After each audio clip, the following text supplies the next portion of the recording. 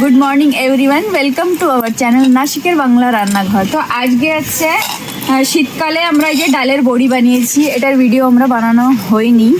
তো এইগুলো আমরা বানিয়েছি, আমাদের বাড়ি চাল কুমড়ো হয়েছিল সেটা দিয়ে, আর অনেক কয়টা মানে 1.5 কেজি ডালের আমরা বানিয়েছি। তো আজকে বানাবো একটা রেসিপি, মাছ দিয়ে ডাল বড়ি দিয়ে আর আলু দিয়ে একটা তরকারি হবে, ট্যাংরা মাছ দিয়ে ওটা দিয়ে একটা তরকারি হবে। তো দেখুন আমরা কি করে কি বানাই।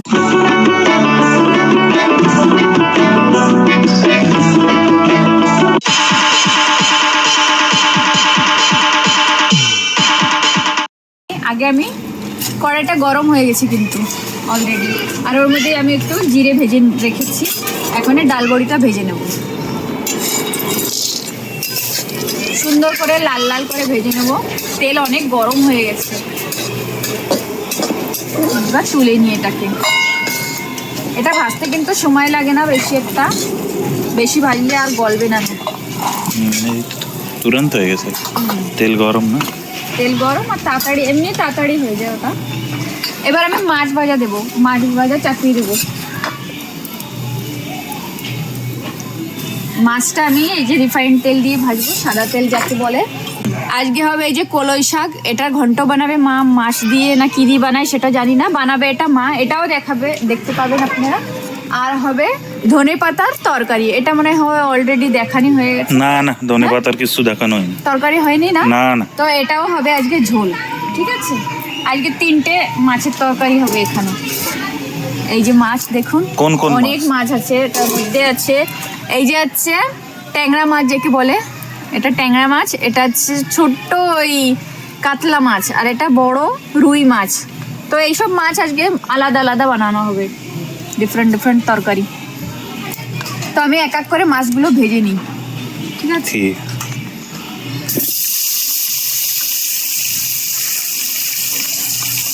বড় মাছগুলো আগে ভেজে নিই। মার অনেকক্ষণ লেগেছে মাছগুলো কাটতে।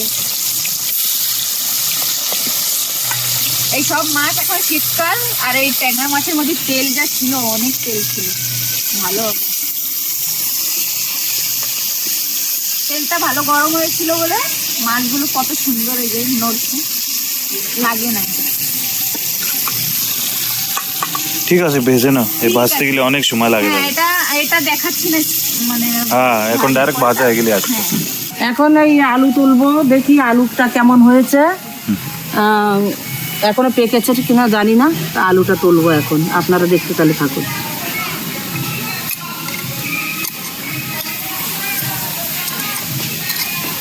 এই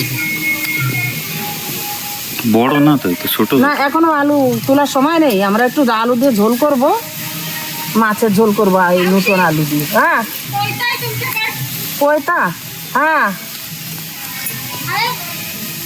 কয়টা, হ্যাঁ এখনো হয়ে পারেনি আলুটা, আর কটা তুলবো। এই যে দেখেন আলু বেশ বড়ই হয়েছে, তো এখনো পাকেনি আলু, আর কিছুদিন রাখতে হবে, 1 মাস, তারপরে এর থেকে বড় বড় আলু হবে। আমরা একটু মাছের ঝোল করব, তাই আমরা এই আলুগুলো তুলে নিলাম। এই যে আলুটা কেটে নিচ্ছি, এখন এইভাবে মাছের ঝোলে দেবো।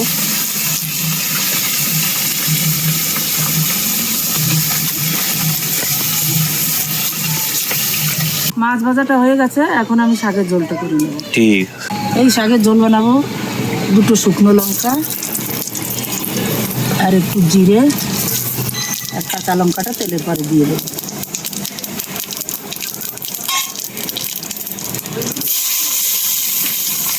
এখন আমি জল ঢেলে দেবো।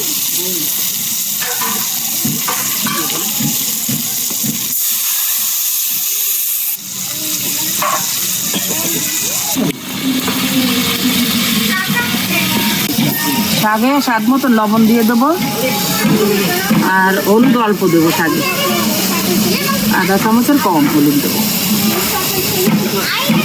হ্যাঁ, এবারে কটা মাছ দিয়ে দেবো, ছোট ছোট মাছগুলো আছে এগুলো দিয়ে দেবো। ঝোলে জাল উঠে গেছে মাছ দিয়ে, এখন আমি এই শাক কটা দিয়ে দেবো। শাক না কোতম্বির? আচ্ছা, শাক, এটা কলাই শাক। হ্যাঁ ঠিক আছে, আর ছোলা শাক। হ্যাঁ, এখন একটু ঢাকা দিয়ে দেবো।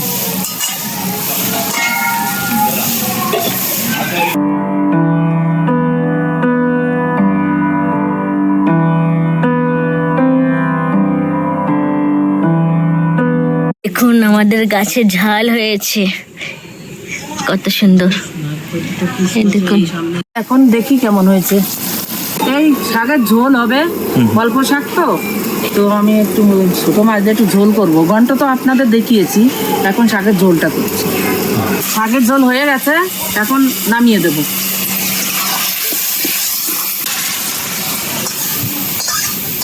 আলুর ঝোলটা করব, এখন একটু সর্ষের তেল দিয়ে দেবো।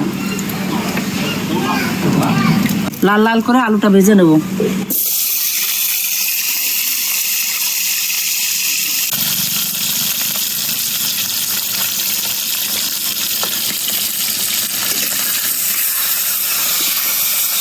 আলুটা এখন তুলে নেব, লাল লাল করে ভাজা হয়ে গেছে আলুটা। তেল দিয়ে দেবো অল্প একটু, তেজপাতা, শুকনো লঙ্কা, গোটা জিরে। এখন এই যে আমি জিরে ধনে লঙ্কা পেস্ট করে রেখেছি ওইটি দিয়ে দেবো। আদা,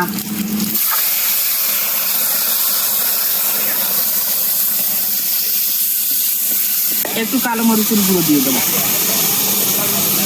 সাথে একটু গরম মশলা দিয়ে দেবো।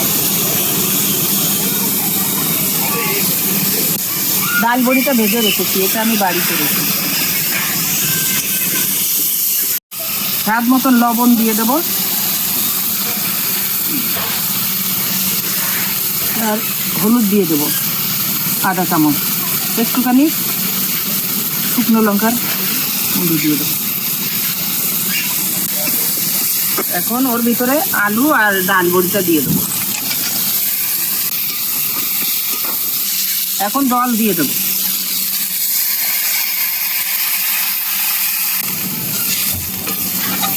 এখন জলে জাল উঠে গেছে, এখন মাছ কটা দিয়ে দেবো।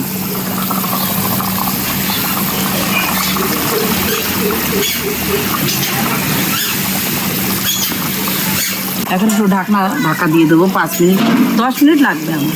ঠিক আছে, এরপরে কি এখন? এরপরে ধনের পাতা, টক। আর এই কি? এটা টক পালন বানাবাই? হ্যাঁ, এটাও বানাবো মাছ দিয়ে। ঢাকনাটা খুলে দেখি কেমন হয়েছে। হ্যাঁ, হয়ে গেছে। এখন একটুখানি আলুর ঝোলে একটু ভাজা দিয়ে মশলা না দিলে ভালো লাগে না, তা আমি সামান্য একটু ভাজা দিয়ে ফুটে রেখেছি।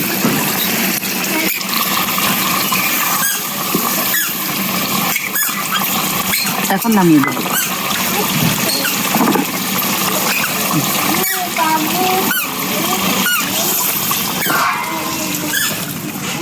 এখন ধনের পাতার ঝোলটা করব, একটু সর্ষের তেল দিয়ে দেবো।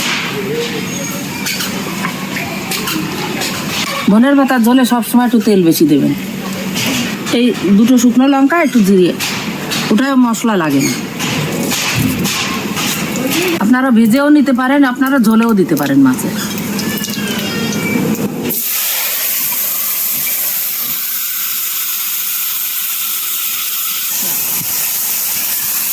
জলটা দিয়ে দেবো, স্বাদ মতন লবণ দিয়ে দেবো, আর হলুদ দিয়ে দেবো আধা চামচ। আর জাল উঠে গেছে, এখন মাছটাও দিয়ে দেবো।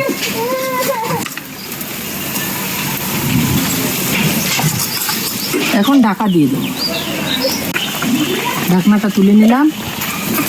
এই দেখেন, এখন কালারটা দেখেন।